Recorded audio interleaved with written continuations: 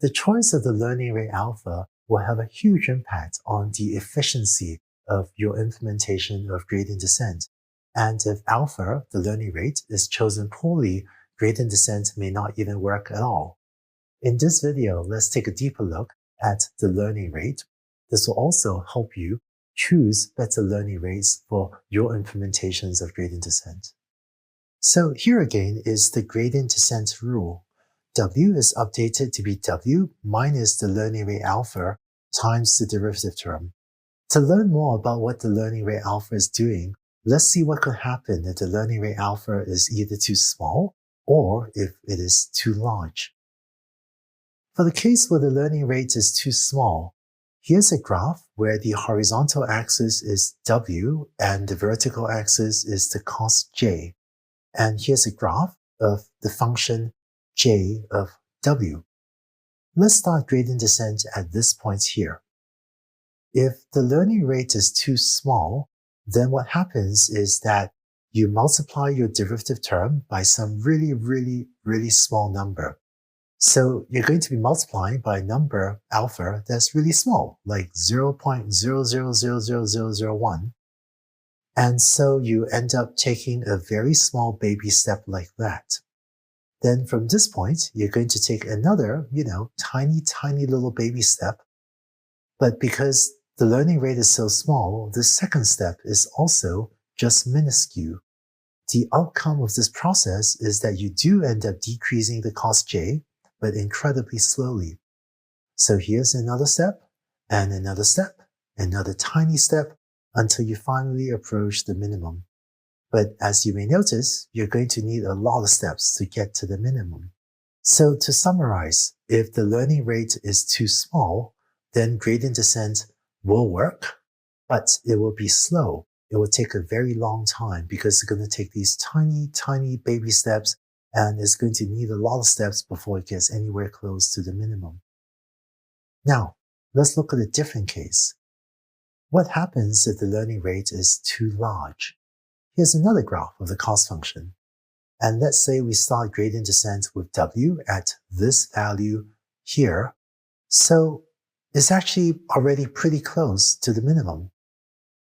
So the derivative points to the right, but if the learning rate is too large, then you update W via a giant step to be all the way over here. And that's this point here on the function J. So you move from this point on the left all the way to this point on the right. And now the cost has actually gotten worse. It has increased because it has started out at this value here. And after one step, it actually increased to this value here. Now, the derivative at this new point says to decrease W. But when the learning rate is too big, then you may take a huge step going from here all the way out here. So now you've gotten to this point here. And again, if the learning rate is too big, then you take another huge step at the next iteration and way overshoot the minimum again. So now you're at this point on the right, and one more time, you do another update and end up all the way here. And so you're now at this point here. So as you may notice, you're actually getting further and further away from the minimum. So if the learning rate is too large, then gradient descent may overshoot and may never reach the minimum. And another way to say that is that gradient descent may fail to converge and may even diverge. So here's another question you may be wondering. What if your parameter W is already at this point here, so that your cost J is already at a local minimum? What do you think one step of gradient descent will do if you've already reached a minimum? So this is a tricky one. When I was first learning this stuff, it actually took me a long time to figure it out. But let's work through this together. Let's suppose you have some cost function J, and the one you see here isn't a square error cost function. And this cost function has two local minima corresponding to the two valleys that you see here. Now, let's suppose that after some number of steps of gradient descent, your parameter w is over here, say equal to 5. And so this is the current value of w. This means that you're at this point on the cost function j, and that happens to be a local minimum. Turns out if you draw a tangent to the function at this point, the slope of this line is 0, and thus the derivative term here is equal to 0 for the current value of w, and so your gradient descent update becomes w is updated to w minus the learning rate times 0, where here that's because the derivative term is equal to 0. And this is the same as saying, let's set w to be equal to w. So this means that if you're already at a local minimum, gradient descent leaves w unchanged because it just updates the new value of w to be the exact same old value of w. So concretely, let's say if the current value of w is 5 and alpha is 0.1, after one iteration, you update w as w minus alpha times 0, and it is still equal to 5. So if your parameters have already brought you to a local minimum, then further gradient descent steps do absolutely nothing. It doesn't change the parameters, which is what you want, because it keeps the solution at that local minimum.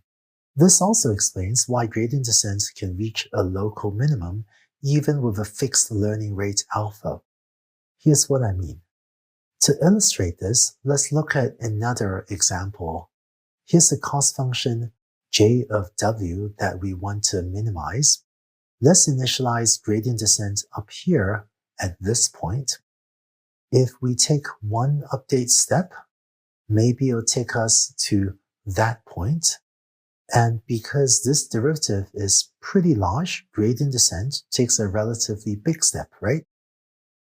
Now, we're at this second point, where we take another step.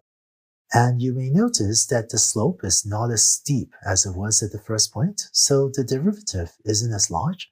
And so the next update step will not be as large as that first step.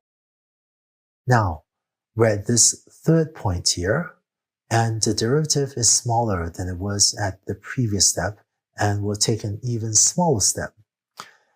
As we approach the minimum, the derivative gets closer and closer to 0.